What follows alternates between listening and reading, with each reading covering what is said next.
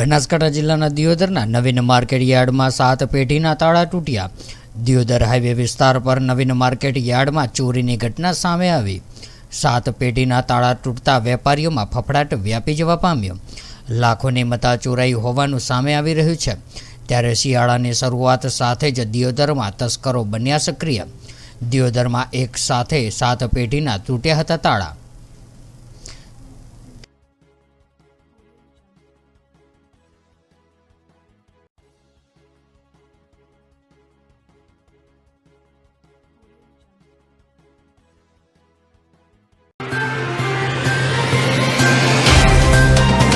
तो WhatsApp, Twitter, Facebook, Insta जहाँ भी आपका अकाउंट है, इसे शेयर बटन के द्वारा वहाँ पर शेयर करें।